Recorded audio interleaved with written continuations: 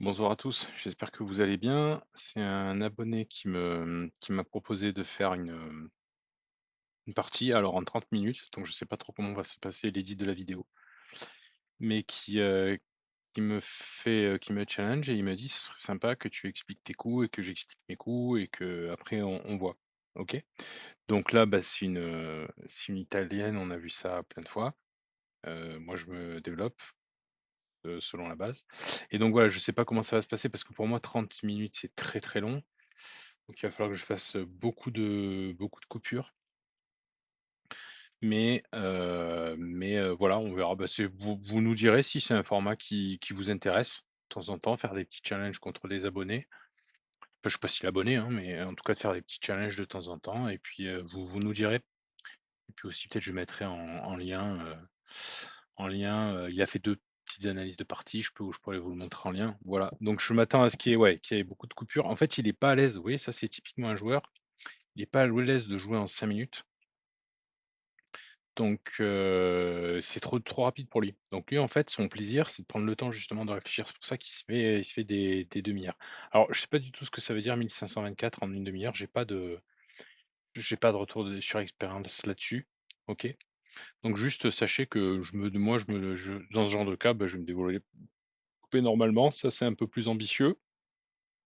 Moi, très souvent, je vous l'ai dit, je me développe gentiment sur le cheval et je me développe tout le temps en protégeant mon cheval.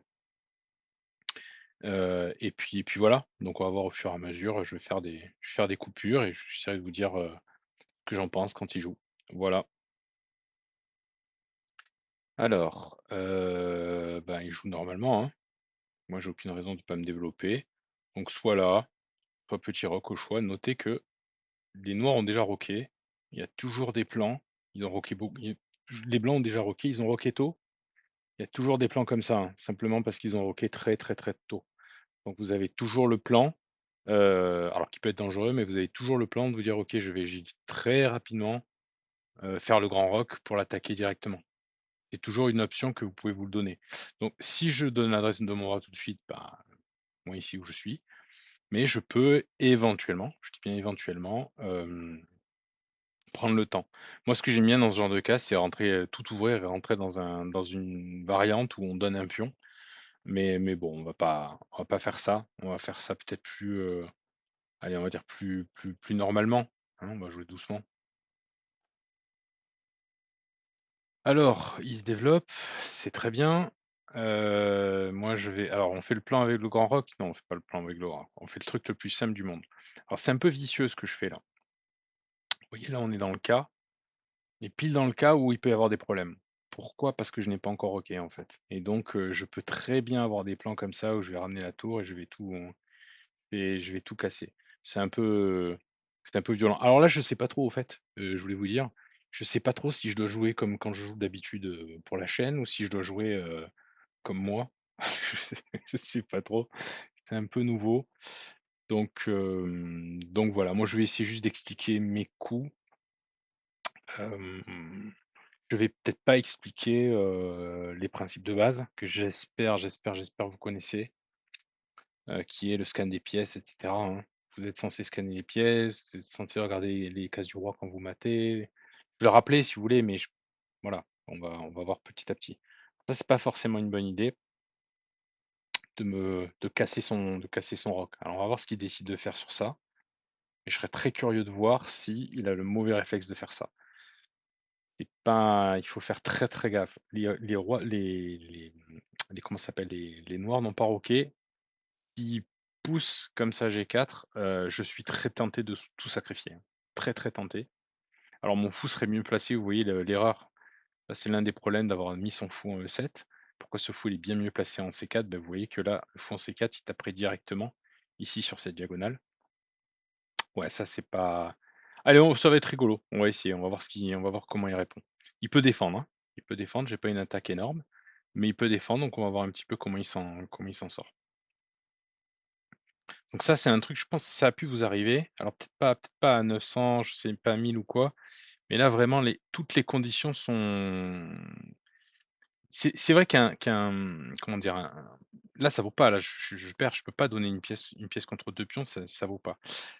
C'est pas assez. En plus, j'ai pas roqué, mon roi n'est pas roqué, toutes mes pièces, regardez, mes pièces, elles sont pas développées. C'est pas idéal pour faire ce que je suis en train de faire, mais je vais avoir du contre-jeu, en fait. Vous voyez? Et notamment ça, il va avoir du mal à le défendre. Il devrait y arriver, par exemple comme ça, mais il faut pas qu'il traîne. OK, donc il protège ici, il va empêcher mon cheval de venir ici. Alors déjà, mon cheval pourrait quand même venir ici.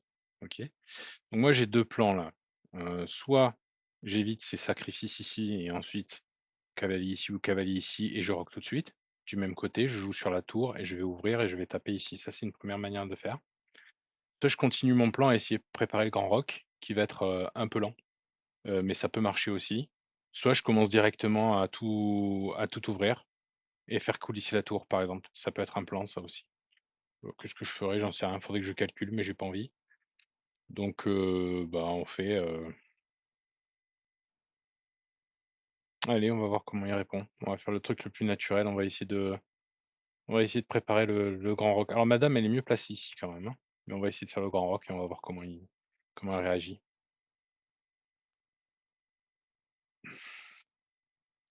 Alors, il a avancé le roi pour essayer de protéger ici, donc ça c'est pas bête du tout. En plus, ça lui permet de, par exemple, coulisser la tour, enfin il peut peut faire pas mal de choses. Encore une fois, là, ce qui me tente le plus, c'est de tout ouvrir, comme ça. Je pense que c'est ce qu'il y a de plus efficace, mais je vais lui donner encore un coup et après on va y aller. C'est vraiment la valeur dynamique qui compte. Alors c'est sûr, c'est plus compliqué parce que ça change tout le temps la valeur dynamique des pièces, mais c'est ça qui est plus important. Là, paradoxalement, mon fou, qui a pas beaucoup de cases, il est meilleur que son fou à lui. Alors ça, c'est une bonne idée, il veut commencer à m'enlever des défenseurs. Moi, je veux pas, hein. Alors est-ce que ce fou noir, il sert à l'attaque? Oui, il sert à l'attaque, donc je pourrais vouloir le conserver. Pour le conserver, il faut que je le mette sur une bonne case, par exemple ici, hein, la dame est clouée, donc je peux me le permettre. Ou alors je peux essayer de ne pas perdre de temps. De ne pas perdre de temps et de commencer à ouvrir dès maintenant. Voilà, c'est les 2 options, que j'ai. Alors à noter qu'il y a des petites blagues, hein, sur ça, il peut venir faire mettre le fou ici, m'embêter la tour. Donc peut-être que ce genre d'idée, ça me fait dire que peut-être qu'il faut d'abord que je mette ma tour en premier. Vous voyez? Ce genre de choses-là. Ou alors je suis plus conservateur et juste je mets mon fou ici gentiment et je dois calculer des choses du style: «Qu'est-ce qui se passe sur la tour ici?» Puis protège. Est-ce que ça marche, ou est-ce que ça marche pas? Ça a l'air de marcher. Voilà, ça a l'air de marcher. Donc peut-être que c'est ça le meilleur coup, c'est peut-être ça. Je sais pas exactement, j'en sais rien. À noter que s'il utilise son fou il est un peu surchargé et dès que son fou il bouge, je vais avoir cette menace-là, OK? Donc comme vous voulez, peut-être naturellement, moi, sans trop me poser de questions, je ferai ça en premier. Là, j'ai le l'indécision avec un peu avec le fou. Peut-être le coup d'essayer de juste quelques petits coups pour voir s'il arrive à s'en sortir. Mais ça, je pense que c'était plus systématique. OK, maintenant il essaie de me clouer ce cheval, c'est une bonne idée puisque ce cheval, en fait, il fait toujours pointer cette menace-là, donc c'est une bonne idée. Ensuite, il peut penser peut-être à des petites blagues du style, il mange, remange d'une manière ou d'une autre, il efface le fou, mais après il se venge ici avec un échec au roi à la dame, ce genre de petites blagues. Donc voilà, il essaie de contrer. Moi, je trouve que c'est une bonne idée. Alors j'ai plusieurs manières de faire, hein. Vu l'activité, il faut pas que j'ai peur du tout de me faire casser la structure. Donc les choses qui pourraient venir, comme réflexe, c'est tout de suite activer la dame. Donc ça, c'est ce qui me vient en un parce que ça me semble, énorme. Soit calculer, en fait, et garder l'attention et être encore plus actif, prendre le temps pour ramener la dame. Voilà. Donc c'est 2 choses que je vois et qui m'apparaissent. Maintenant est-ce que c'est bonne idée? Je sais pas. À noter que ce cheval, ce fou, il est attaqué, mais il faut surtout pas que j'amène ma dame sur une case où, je vais, perdre la dame derrière, sinon ce clouage ne vaut plus. OK? Enfin, dernière chose, quand on en est là, faut toujours voir est-ce que c'est le moment ou pas de prendre là, c'est visiblement ce n'est pas encore le moment. OK?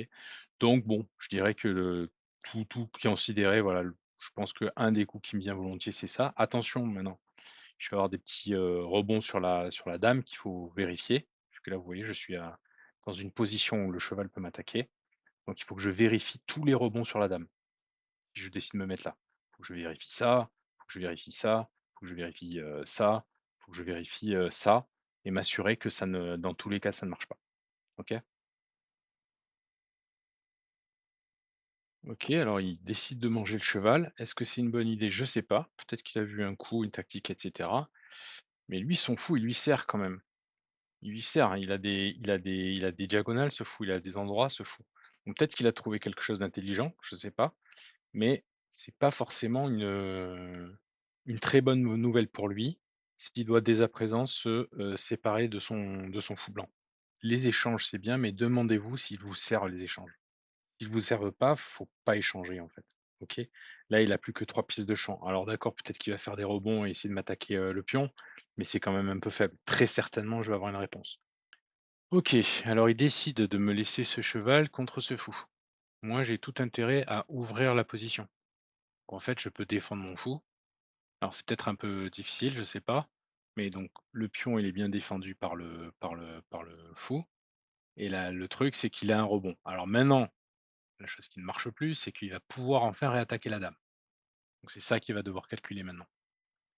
OK, donc il enlève son cheval et il attaque ce pion et il attaque ce pion, bien sûr, avec le fou. Son fou, il a pas trop intérêt à l'enlever.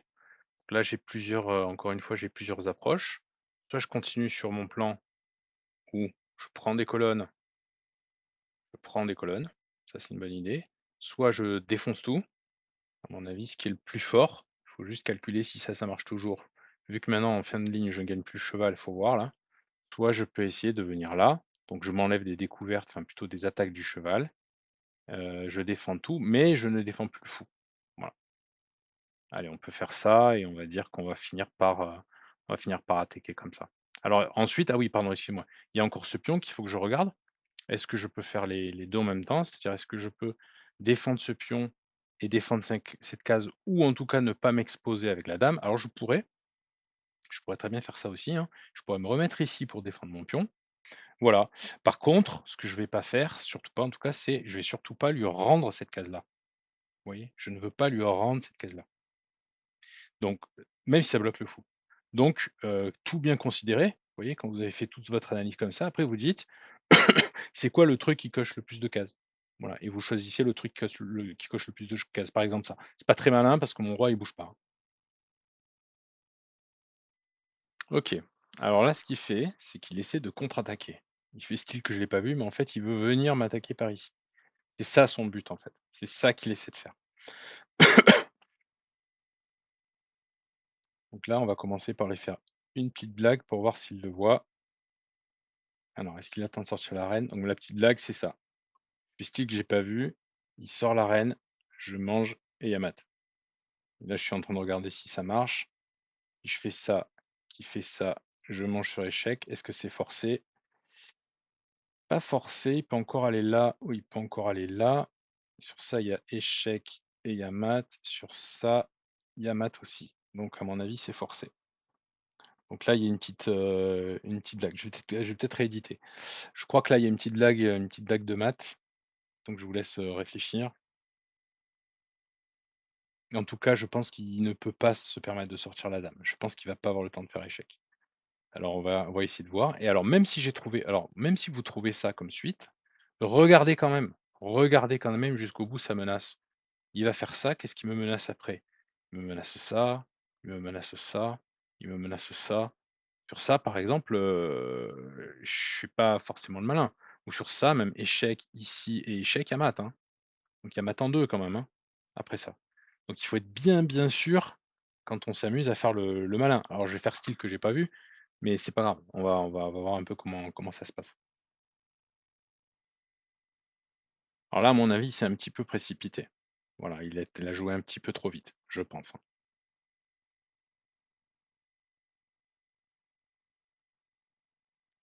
Voilà, vous avez un exemple de partie, donc il a très bien joué, il a pris le temps. Je pense qu'à la fin, ce qu'il peut retenir, c'est qu'il s'est un petit peu précipité. Il aurait dû prendre le temps, mais ce que vous pouvez éventuellement retenir, c'est pousser comme ça là, H3 G4, faut faire gaffe. En fait, même si j'étais pas arrivé, si vous voulez, à le mater, ça on s'en fout un peu, ou même si j'étais pas arrivé à gagner, vous avez vu à quel point c'est pénible. Vous avez vu tous les coups qu'il a dû faire et qui étaient pénibles à faire. Allez, à bientôt. Ciao, ciao.